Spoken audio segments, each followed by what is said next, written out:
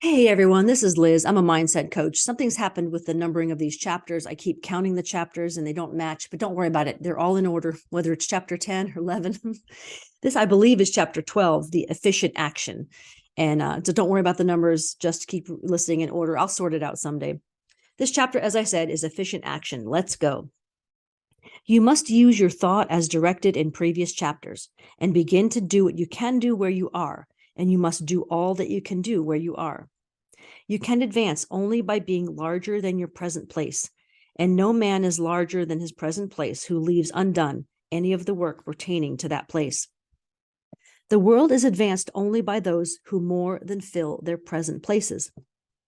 If no man quite filled his present place, you can see that there must be a going backwards in everything. Those who do not quite fill their present places are dead weight upon society, government, commerce, and industry. They must be carried along by others at a great expense. The progress of the world is retarded only by those who do not fill the places they are holding. They belong to a former age and a lower stage or plane of life, and their tendency is toward degeneration. No society could advance if every man was smaller than his place. Social evolution is guided by the law of physical and mental evolution. In the animal world, evolution is caused by excess of life. When an organism has more life than can be expressed in the function of its own plane, it develops the organs of a higher plane and a new species is originated. There never would have been new species had there not been organisms which more than filled their places. The law is exactly the same for you. Your getting rich depends upon your applying this principle to your own affairs. Every day is either a successful day or a day of failure, and it is the successful days which get you what you want. If every day is a failure, you can never get rich, while if every day is a success, you cannot fail to get rich. If there's something that may be done today and you do not do it, you have failed insofar as that thing is concerned, and the consequences may be more disastrous than you imagine. You cannot foresee the results of even the most trivial act. You do not know the workings of all the forces that have been set moving in your behalf. Much may be depending on your doing some simple act. It may be the very thing which is to open the door of opportunity to very great possibilities. You can never know all the combinations which supreme intelligence is making for you in the world of things, and of human affairs you neglect or failure to do some small thing may cause a long delay in getting what you want. So, do every day all that can be done that day. There is, however, a limitation or qualification of the above that you must take into account. You are not to overwork, nor to rush blindly into your business in the effort to do the greatest possible number of things in the shortest possible time. I've struggled with that.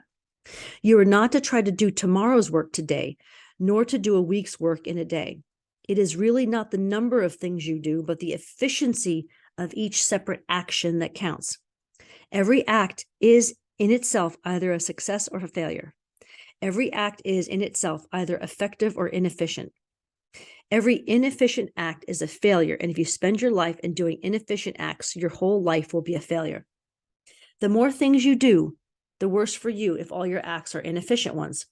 On the other hand, very efficient act is a success in itself, and if every act of your life is an efficient one, your whole life must be a success. The cause of failure is doing too many things in an inefficient manner and not doing enough things in an efficient manner. You will see that it is self-evident.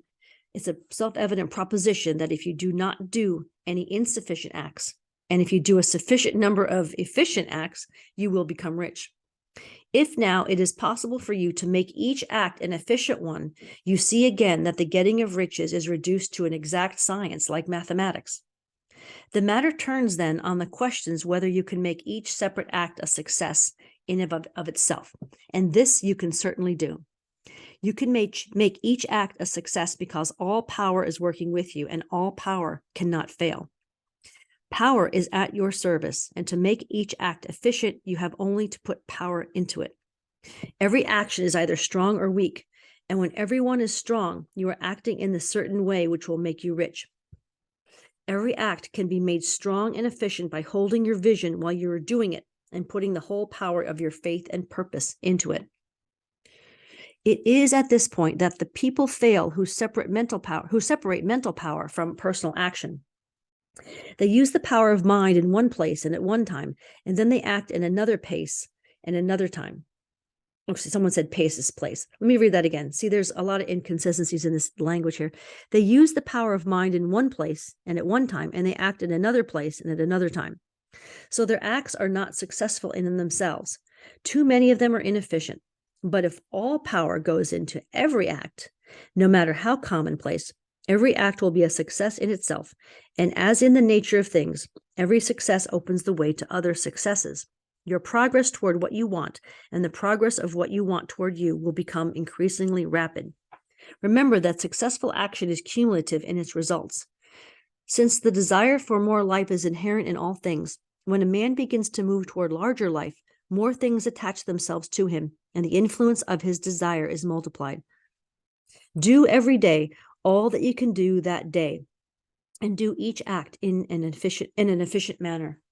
In saying that you must hold your vision while you're doing each act, however trivial or commonplace, I do not mean to say that it is necessary at all times to see the vision distinctly to its smallest details.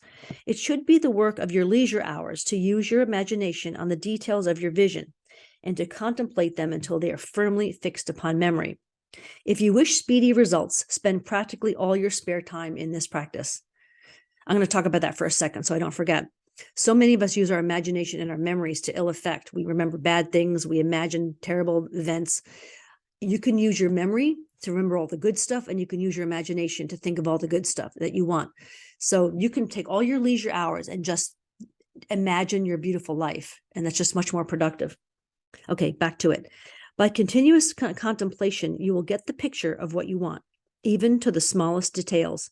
So firmly fixed upon your mind and so completely transferred to the mind of formless substance that in your working hours you need only to mentally refer to the picture to stimulate your faith and purpose and cause your best effort to be put forth.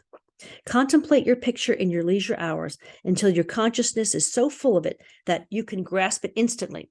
You will become so enthused with its bright promises that the mere thought of it will call forth the strongest energies of your whole being.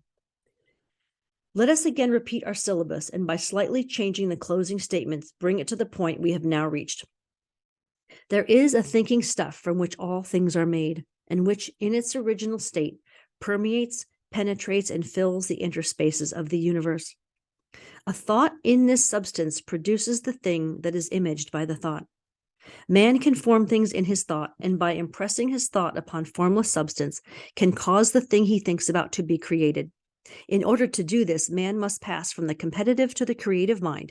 He must form a clear mental picture of the things he wants and do with faith and purpose. All that can be done each day, doing each separate thing in an efficient manner. All right, blessings, you guys, and we'll talk again soon. Enjoy the chapter and listen to it often. Again, the subconscious loves repetition. You're training your subconscious, not just your conscious mind. Take care.